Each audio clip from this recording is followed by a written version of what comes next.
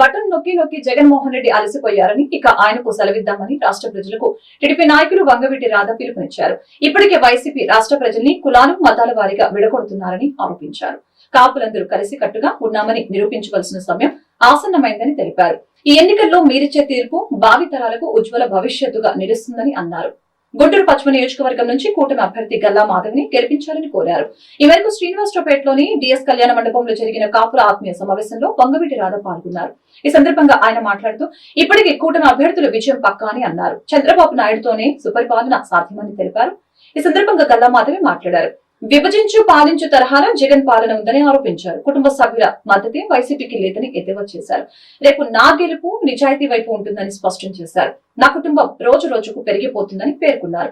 కార్యక్రమంలో టీడీపీ నాయకులు మల్లెల రాజేష్ నాయుడు, ఉగ్గిరాల సీతారామయ్య, భీమనాథం భారత్ రెడ్డి, గల్లా రామచంద్రరావు, నీలం ప్రసాద్, ఉల్లి గోపాల్ తదితరులు పాల్గొన్నారు.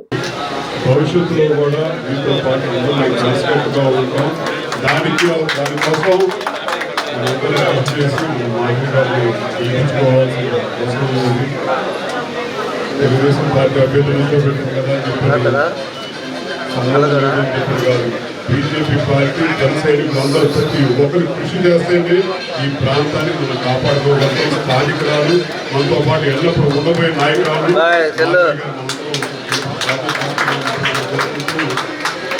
59 నెలల నుంచి జగన్ గారు ప్రజల పంటలు నొక్కితే ఎలాంటి కూలి పరిస్థితులు ఆయన చూపుతామని చెప్పి కోరుకుంటూ ఇవాళ అందరూ కలిసికట్టుగా ఇవాళ ముఖ్య అతిథి గారు ఇక్కడ అందరూ కలిసికట్టుగా మన అభ్యర్థి గెలిపించుకోవడం కోసం అందరూ ఇంకా 3 రోజుల పాటు ఎన్నికల ప్రచారంలో అలాగే 13వ తారీఖున ప్రతి ఒక్క ఓటు విలువైంది. మన ఓటే కాదు, మనకు తెలిసిన వాళ్ళు ప్రతి ఒక్కరు ఓటించవలసిన అవసరం కోరుకుంటూ పార్టీలు కాదు, పార్టీలు కూటమి చెప్పంటారు. పార్టీల కూటమి కంటే కూడా ఇది ఒక ప్రజా కూటమి. ప్రజల అవసరం నుంచి అందరూ కలిసి ప్రజల దేశం వరకు ప్రజలు ఏదైతే కోరుకుంటూ ఉన్నారో అందరూ కలిసికట్టుగా పోరాడుతూ ఉన్నారు. రాష్ట్రం అని చెప్పేసి రాష్ట్రం కోసం ఇవాళ ఈ ఎన్నికల్లో భవిష్యత్తు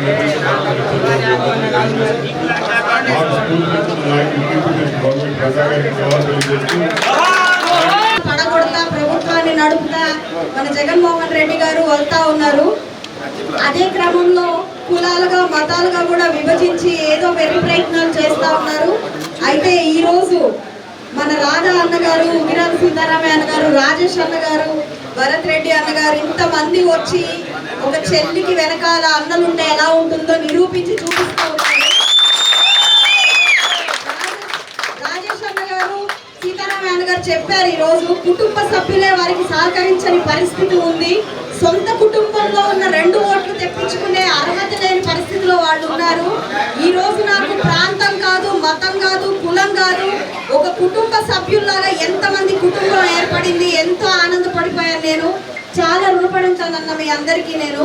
అంటే ఒక మనిషి వ్యక్తిత్వాన్ని నమ్మి వ్యక్తిత్వంతో ముందుకెళ్తే రాష్ట్రం ఎంత బాగుంటుంది అనే ఒక నమ్మకం ప్రజల్లో ఉంటే వారికి ఎంత మద్దతు వస్తుంది. వారు కేసు మా ఇద్దరి పైన పెడితే అది తప్పుడు కేసు అని చెప్పి నేను పట్టించుకోకుండా ఏ మంత్రులు నేను భయపడకుండా ఉంటే నువ్వు భయపడ్డ ఆ రోజు 1 రోజులు ఆ కేసు వెనక్కి తీర్చుకునేంత వరకు విడుదల రజని ఇదే సభాముఖంగా నేను నిన్ను సవాలు చేస్తా ఉన్నా.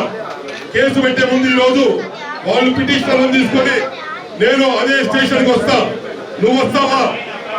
నువ్వు వచ్చి ఈ కేసు ఆ రోజు నేను వెనక్కి తీసుకోలేదు, నేను రాజేష్ నాయుడిని బతిలాడి ఆ పెద్ద మనుషుల్ని ఎవరైతే ఉన్నారో వాళ్ళందరినీ నేను బతిలాడించి ఎలాగైతే నేను ఆ అమ్మాయి మంత్రిగా ఉంది, ఇప్పుడు మనం ఎందుకు ఇబ్బంది పెడతాం, బతిలాడుతుంది కదా, వదిలేండి, ఈసారికి తప్పేదో చేసింది, కానీ నేను మీ అందరికీ న్యాయం చేశా కదా, మీ అందరూ నన్ను దృష్టిలో పెట్టుకుని కేసు వెనక్కి తీసుకుంటే ఆ కేసుని తీసుకున్నారో లేదో